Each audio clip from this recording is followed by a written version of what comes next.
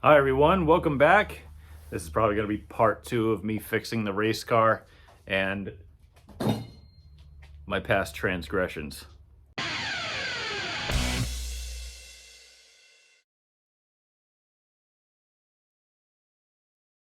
So if you're new to the channel, please consider subscribing. I'd greatly appreciate it. I'm trying to grow this thing and share my adventures with everyone. Again, today, we're going to be fixing what I screwed up to begin with on the race car. I bought myself a nice box of new lower trailing arm brackets for this car. Now, obviously you saw when I cut them off the last episode, I used my plasma torch.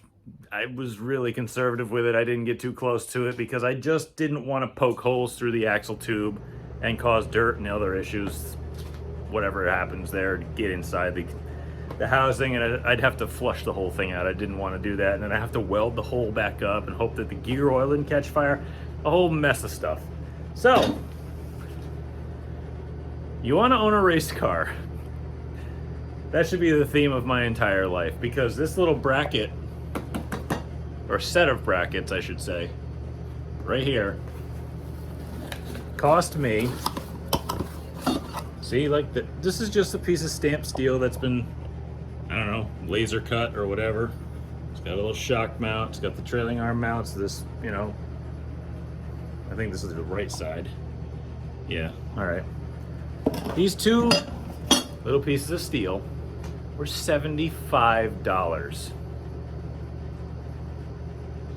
If I scrapped those, I'd probably get 50 cents. No, probably way less than that. Probably 5 cents, I don't know. They're worth nothing.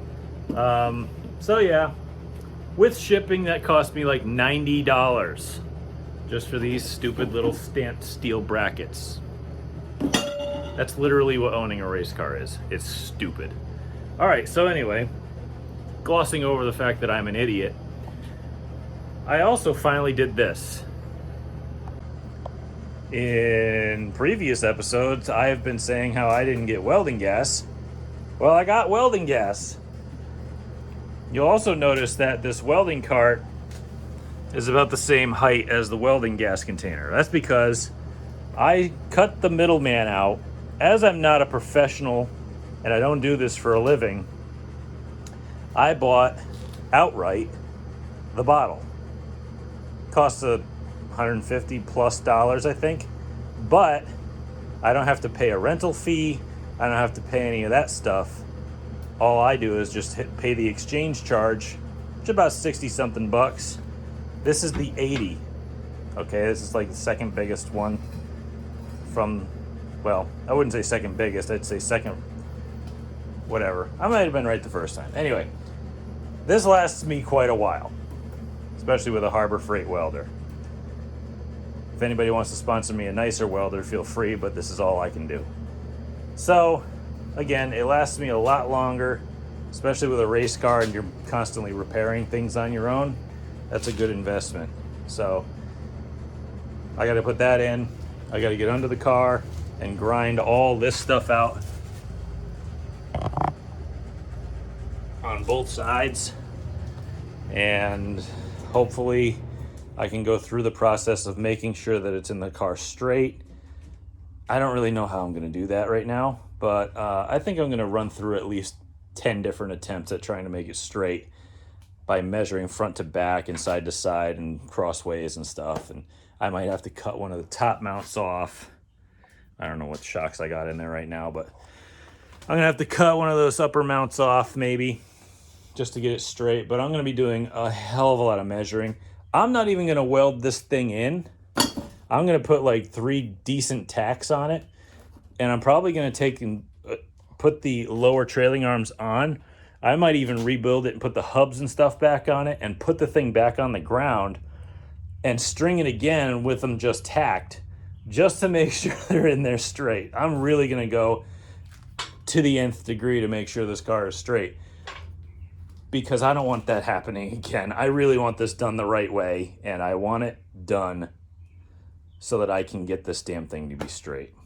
If you read anything in magazines about the basics of race car setup and repair, having it be straight is key. And I don't know how long it's been crooked. Probably since I put this rear end in. Maybe. I don't even know if I ran a bent rear with my old stock type rear ends or anything. But this is something that we're going to add to my agenda. We're going to make sure that the car is straight all the time now. So when you do something yourself, you make a lot of mistakes. And this was a big one. Like, this is a very big mistake. I don't even know how I finished second in points last year. I don't know how I finished on the podium almost every single race. This thing was screwed. But we're going to make it better. So we're going to get the binds out of it. We're going to make sure it's straight, and hopefully this will help somebody else down the road. Maybe it'll make your learning process a lot shorter than mine. So I'm going to get to work. Now, as I've got to get under here and grind out all these trailing arm spots so I can put the new ones on, I figured out that over 20-something years of doing this, that gloves, hearing protection, and a mask for dust is actually a really nice thing, because I've noticed that as I've gotten older, I feel more and more like crap if I do this type of thing for a long period of time. So this just really helps out a lot. And you should probably be doing that all the time, even if you're new to this. It's probably a good idea.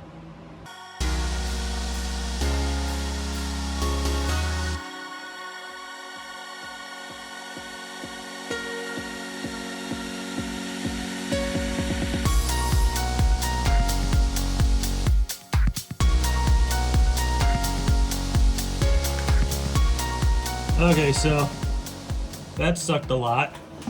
Do not recommend. So what the basic principle is here is, what I'm going to do is I'm going to take this thing and measure it to the frame on both sides. I know you can't see my hand very well. I mean, kind of fix that, I guess. But I'm going to measure to the frame on both sides. Use these chains. I got to get rid of the springs and the shocks, obviously, but I'm going to use these chains here to set the height, because I got this little clip on it, and I'm going to measure it and make sure it's equal on both sides. Then I got this new lower here that's supposed to fit the trailing arm, but as you can see, it's a little tight, I guess.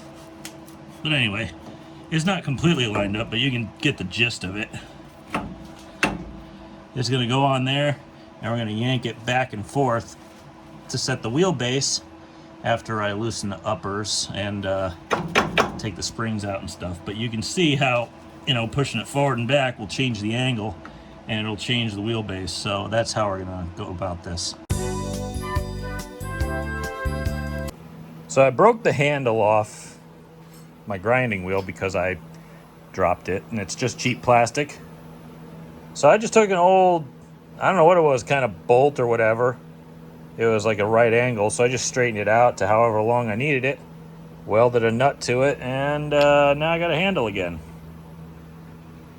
I'll tighten this up because I can't really see what I'm doing here with the camera in my hands, but we'll tighten this back up with a wrench and get back to work. I like having a handle. Also like having a guard. I don't know how you can live your life without a guard on your grinder. I like having fingers. Status report. I've been at this for hours and hours and hours. It's literally getting dark. I am not any further forward than I was before, because every time I take a measurement for the wheelbase to the center of the axle, it's different. Take one over here and it says, oh yeah, you're good. You go over there, it's like an inch off. So you set that one, you come back over here, and then it's screwed up again. Then you set this one again, you go back over there, and that one's like ½ inch off now. And then you just keep going back and forth for hours on end until you figure out that whatever you're doing ain't working. So I think I'm just going to have to cut everything off of it. I think I'm going to have to cut the top mounts out of it and hope for the best, because it's not lining up center. It's not lining up wheelbase. It's not lining up to chassis pickup points or measure points on the frame. So I'm going to go inside and take a break for the rest of the night, and I'll be back whenever. Tomorrow, I don't know. Day 2, back working on this rear end housing issue. I got it kind of mocked up in there, but it just will not measure out properly. I did leave one of the upper control arm or upper trailing arm mounts attached, but I'm thinking that those mounts are not good either, because every time I try to make an adjustment on one of the sides, it translates and it moves the other side. And then you go back and forth and back and forth. And I must have done it 15 times and it just didn't work out right. So we're going to take that off. I might have to cut those two off as well. I tried measuring wheelbase based on the lower ball joints in the front, and I got different measurements on both sides every time. And I figured that would be a good spot to start because it's centered where the kingpin is and it's not as subject to caster changes on either side as you would if you moved up a little bit into the kingpin area. I don't know, but I'm going to try different measurements all over the place. I've got a different tape measure that I just verified with my big tape measure that I might try to get measurements a little easier. Again, I'm going to try as much as I can to essentially not judge this thing based off of wheelbase, but more centering it in the chassis and using wheelbase measurements as some kind of a verification, I guess. I mean, I don't really have a lot I can do here, but I got to get the process started. So I'm going to unhook the top and I'm going to see if I can take and support the rear end or rear axle under the car with stands, like jack stands, and just kind of take a hammer and just tap it around to adjust it. Take a lot of measurements. And then I'm probably going to take a square and make sure that it's centered under the axle, or the axle centered under the frame rails and centered in the car. I'm going to be doing about 50 million measurements because I still have at least a month before I go back racing again. So it's really not worth it to rush things because I want to get it done. I need it done properly, which is why I don't mind taking days upon days upon days to make sure that it's proper. Yesterday, I made 2 tack welds on one side and immediately cut them off because I wasn't satisfied with the work. So I'm not making any tack welds until all of the measurements that I come up with are going to be as accurate as possible. So I'm doing as much research as I can. I'm measuring everything. I really don't know if I have enough measuring tapes to do the job, but I mean, oh wait, I'm missing one. I don't know if I have enough measuring tapes to do the job, but I might be able to swing it. So I'm going to get back to work. I don't know what else to do other than just do it, because I'm going to measure the chassis first and then I'm going to try to center it in the chassis and then just kind of cross my fingers and hope that the wheelbase is there. So I'll catch you when I get that done. We've been cold for like 8 months. Like, I've had the heat on in my house for like 8 months. I turned it off yesterday, like May 12th, I think. Yeah. As soon as it's mildly nice out, like 76 degrees, I'm turning the air on. I'm soft. It's been a few hours. I got tops all tacked in. I got those uppers so that it'll be straight. I had to shim it, I don't even know, just to make sure that I got this thing completely in stock location. I don't think I'm going to use those because they don't look great, but they were really good for being straight. I also found my lower control arms on both sides were bent. So I took them both out. I went to my spare chassis outside. If you've watched a lot of videos, you've seen that chassis hanging around outside. I found two unused lower trailing arms, and they got stock bushings on them, but I don't care. That they're straight, that's all that matters to me. What I did to put these pickup points on was I got the front, I can't even stand up, but I put, you can see from here, I'm not going to show you my suspension because it's secrets and stuff. There's a straight edge and I'm basically lined the straight edge up so that the front wheels are straight. And then I took like, let me see if I can find it. Yeah, here we go. A tire tape, because this little hook here will go into the spindle end, and you can run the tape down and measure right to the center of the tube without any intrusion on right and left side. At least on my car I can. So I did that, and I got it to be straight, and then I measured from the flange that comes on a 9-inch. This is an older 9-inch, so it has this flange that's equidistant to the edge of the hub race on both sides. And I measured it side to side in between the frame rails, and that pretty much straightened it out. And I got, as soon as I got all my reference points and everything as centered as I could and as right set to the wheelbase where it should be, then I tacked the bottom. Well, I also set the pinion angle too, so that won't be screwed up. Then I tacked the bottom. For the top, what I did was I just hacked the old mounts off because they were obviously in the wrong spot. If the bottoms were wrong, the tops are going to be wrong too. So I just hacked them off as close to the body as I could, and I just made sure that the upper trailing arms were in stock location and tight so that they can't move around. And I just kind of bolted the bushings with the stem on it onto the trailing arms, and then just kind of lowered them down to the housing and just tacked them in. It's been hours and hours and hours of work, and if I filmed all of that, you'd be so bored listening to music and having time lapses and stuff that my phone battery would probably die, and all the rest of the cameras that I use would probably be dead by now. So I'm gonna quit for the day. I'm tired. I need a second shower. This is tacked in place. I did a whole lot more measuring. I didn't just plonk the tops down. I did a lot more measuring, like bolt height and arm height, just to make sure the geometry wasn't going to be different side to side, and straightness, and I mean, whatever I could measure, I measured, and I probably over measured, but I'd rather over measure than under measure and not have the thing right, because that's what happened the first time. I built a jig, and it wasn't for a 4.9-inch, it was for a 7.5-inch. Not gonna fit. So we're remedying that.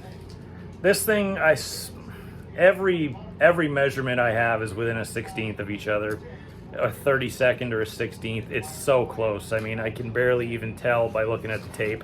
And if I wiggle the tape side or side, it's gonna be one way or the other. So it's so close. I genuinely hope it's better than it was before, because whatever it was before,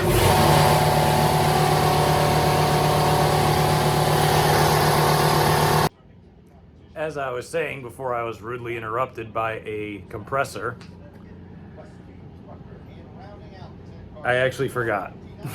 It took so long for this thing to stop that I don't remember what I was going to say. But anyway, it has to be better than it was. I'm noticing small little things different about this time around, like placement of the rear end and centering the rear and other stuff.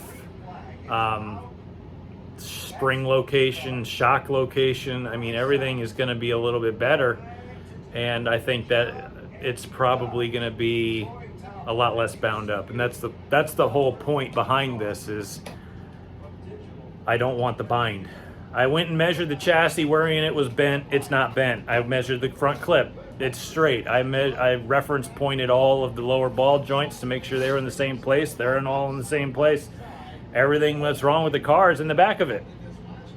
You never think about it, but I had to this time, and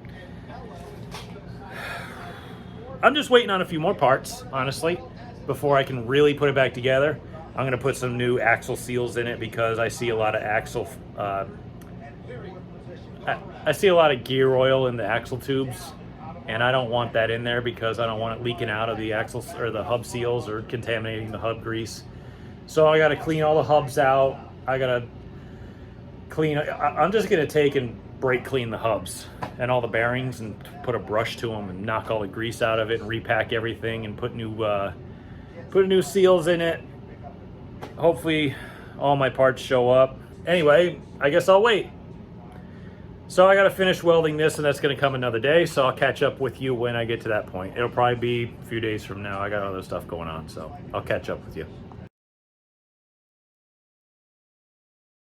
Back again for day number 3, I think. I said I was taking Saturday, Sunday off. It's now Monday. I had a little delayed start getting done today, but that's all right. I'm at the point where I'm going to be measuring for the final time before I weld. And I figured I'd show you how I do wheelbase. And it's not really rocket science. It is pretty simple, but I also want to show you some tips and tricks that I use to kind of redneck or shade tree mechanic this thing together. So I'll show you that, and we'll get started. And if these measurements all work out, which I already cut one of the tacks and moved one of the upper mounts because I don't think I did it right. So I redid it, and I'm much more happy with it now. And I'm gonna do all my final measurements, and again, maybe we'll burn this thing in. Maybe we're ready to go. So when you measure wheelbase, it's the center of the hub to the center of the hub, lengthways down the side of the car. There's a bunch of different ways that you can do it. The way that I'm doing it is the direct center of the axle tube. I took all the hub off because I have to clean them because I got gear oil in them because I think the seal kind of is old. So this keyway on a Ford 9-inch or anything else is essentially direct middle, and you can use that as a reference point, especially if the manufacturer welds it true.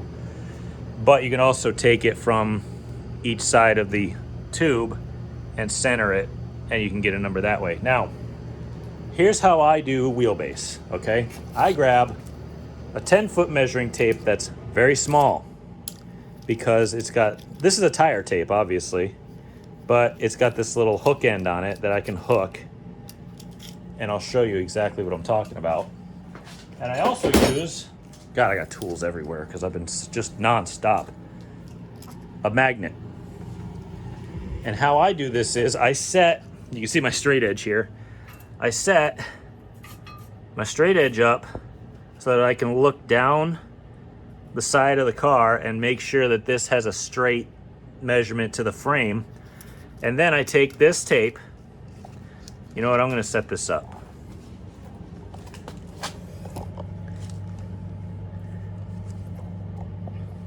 I take this tape and I put it in the hub, and I take this magnet and I magnet it to the hub.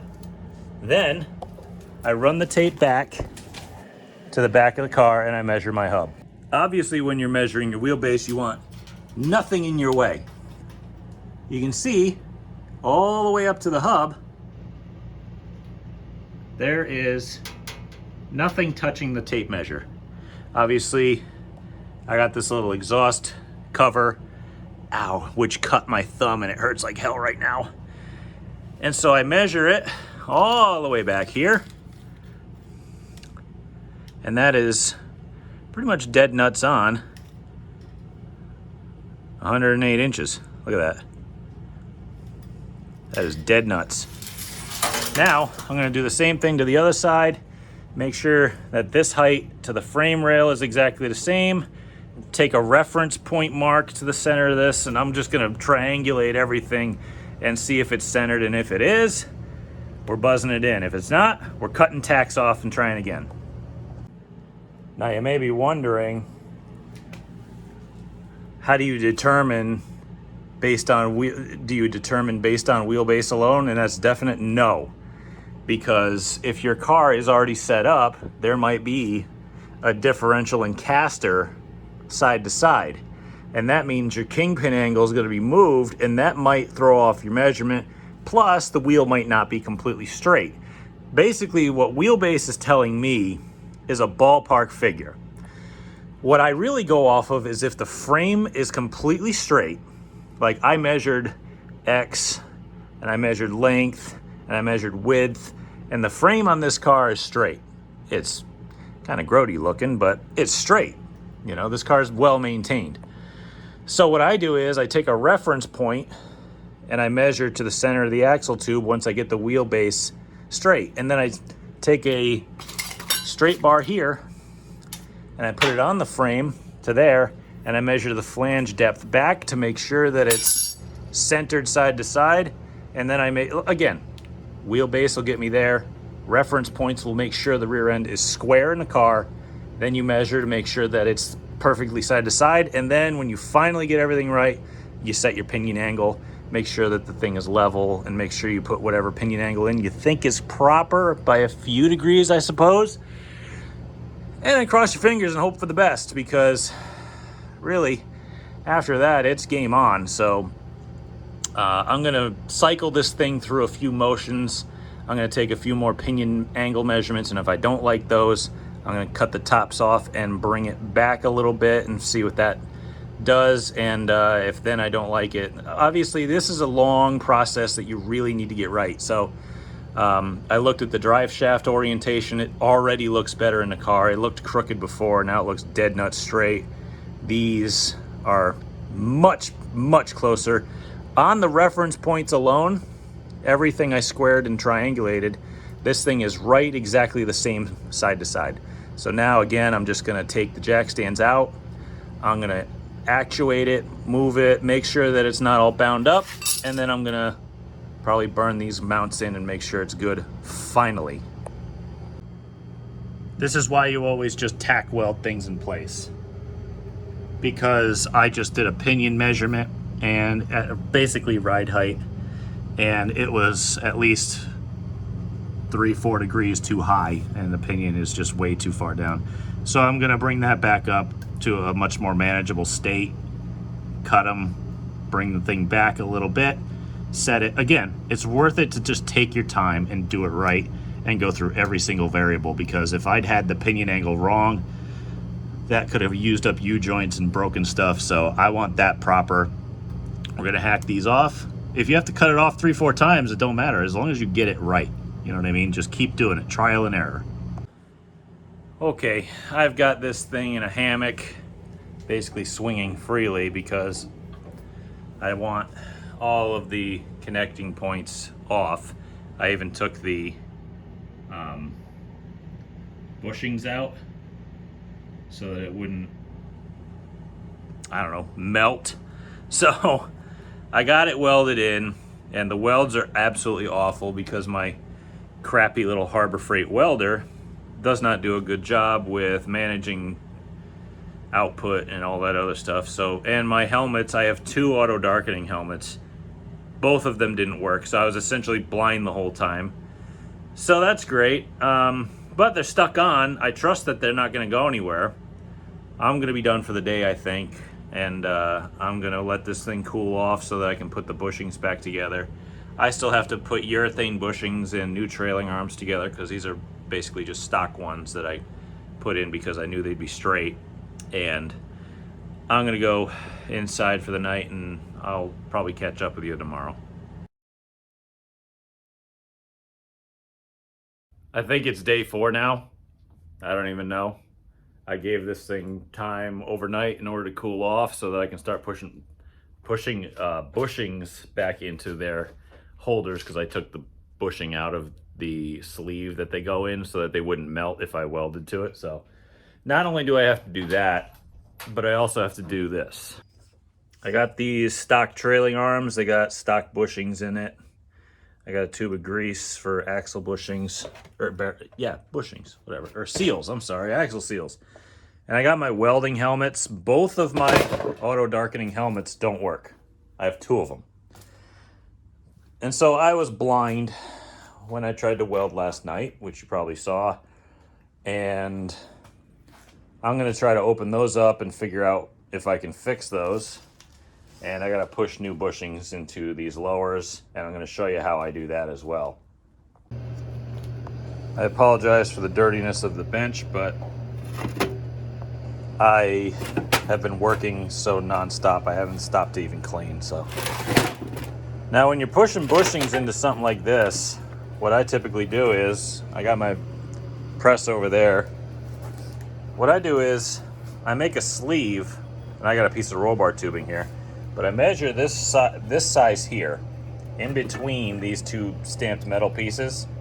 Obviously, if you're running a solid one, it's not so difficult, but with these stock ones it sucks. But what I do is I take one of these piece of roll bar tubing or something and I measure the amount of depth there is between these two. I cut it lengthways and then I cut it like this and I cut the pipe off so that I can take it and spread it out and I can put it around the bushing as basically something to bridge the gap so it can't pinch or bend this together when you're pressing it in or out. And that usually helps to minimize any problems or whatever.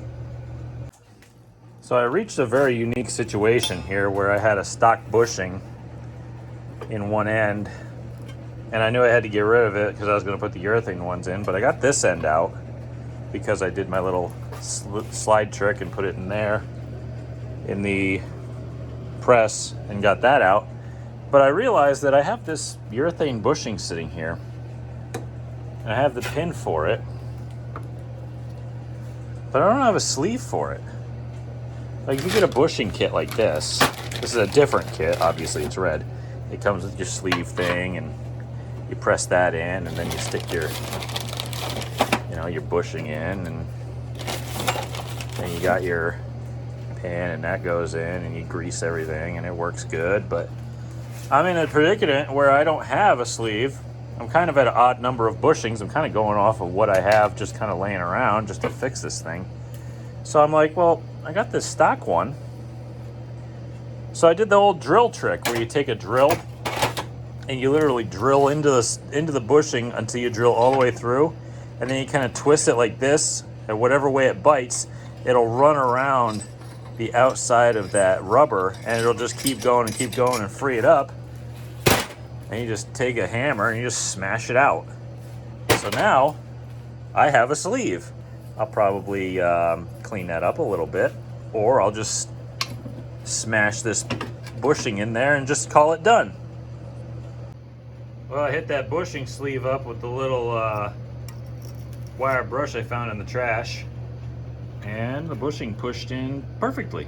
So I'm not changing that sleeve.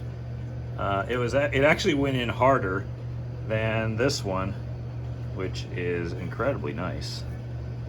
But if it's tighter, then it must work better, I guess. We're gonna put the pins in, and then we're gonna throw these in the car. All right, it's the end of day 4.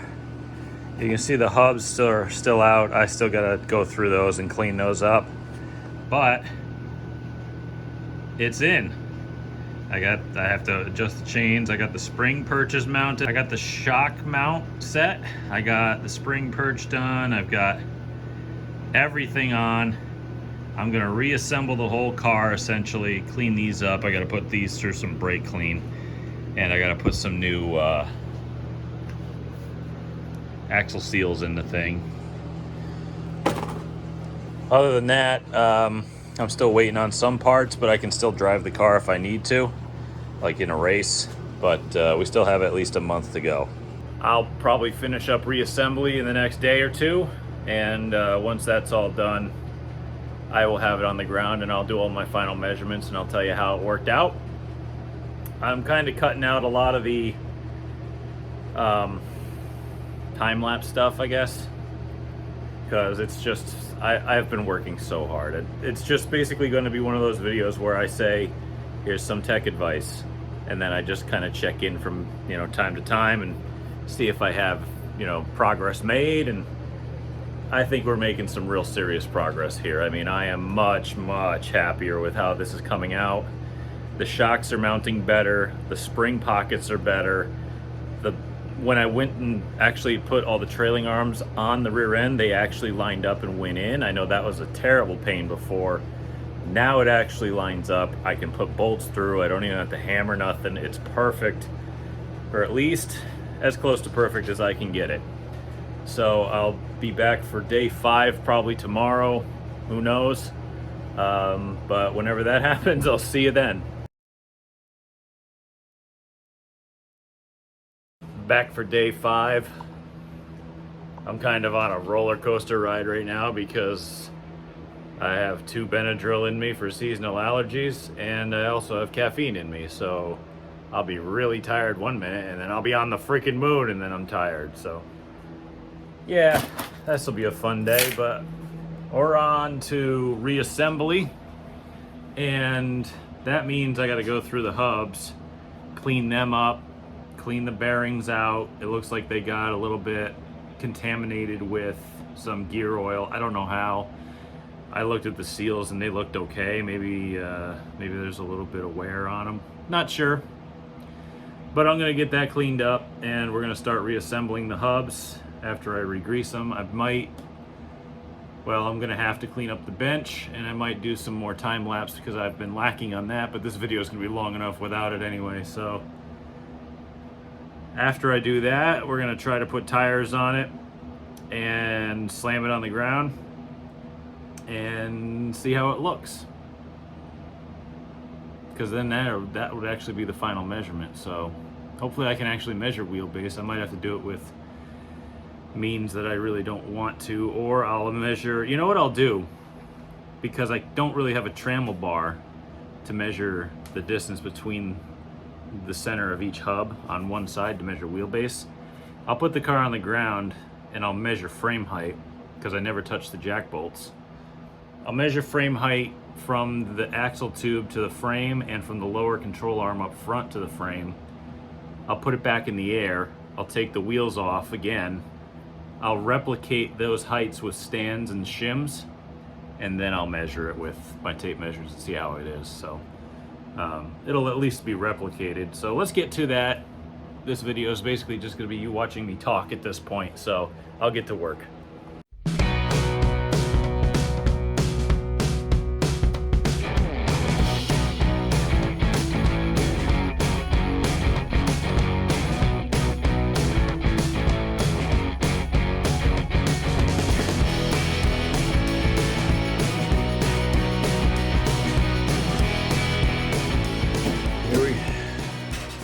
Here we go.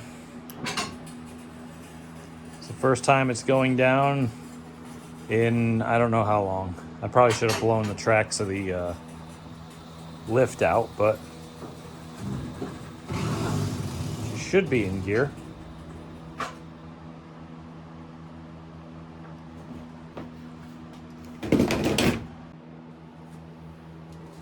Well, let's see if it's actually got any better movement or any binds or problems or anything.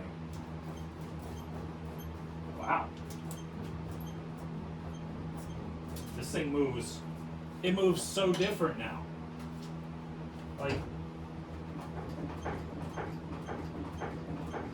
obviously it's a race car, it doesn't move a lot. I still have the jacks under the car, but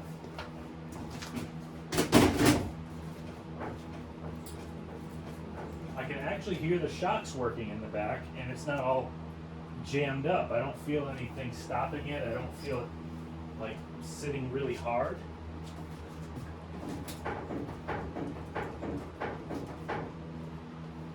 It moves so much more independently now.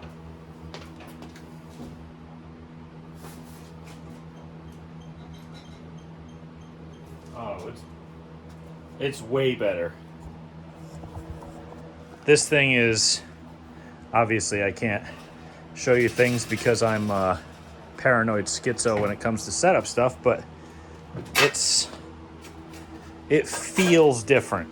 Like, I know what my car feels like when I bounce the thing. And I study all of its little movements, its wiggles, its motions, its, you know, everything, because I want to log that information in my brain. Moving this car now moves completely different than it used to. So I'm like this, hoping that whatever I did is going to help improve whatever was wrong with it. So it's on the ground. All that fabrication work, all the measurements, all the lining up. I mean, I took one last measurement of wheelbase and I wasn't very happy with it, but then again, I didn't really square the front end. It could have had toe out. It might not have been straight. There might be caster differences. Who knows? There's any number of things that are a reason why I'd get a different wheelbase measurement, because wheelbase is very finicky, especially if you don't have the wheels perfectly straight. But so I just referenced it off of my reference points, and I squared the rear end off of the chassis. Even with not exactly centering the front wheels, it was still within the rule book. So that's a plus. I mean, that could be a plus. I think that if it's centered in the chassis like it's supposed to be, then that's really what matters. You know, having it centered is what matters.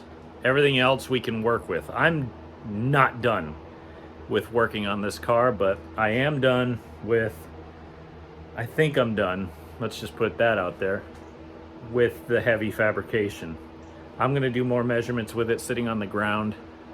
I can't do a lot because of how the suspension sits in the front and tires, and I don't have a trammel bar and stuff like that, but you know, I'll put it up on blocks at ride height, and you know, I'll measure it again and see what happens. But for now, this is it.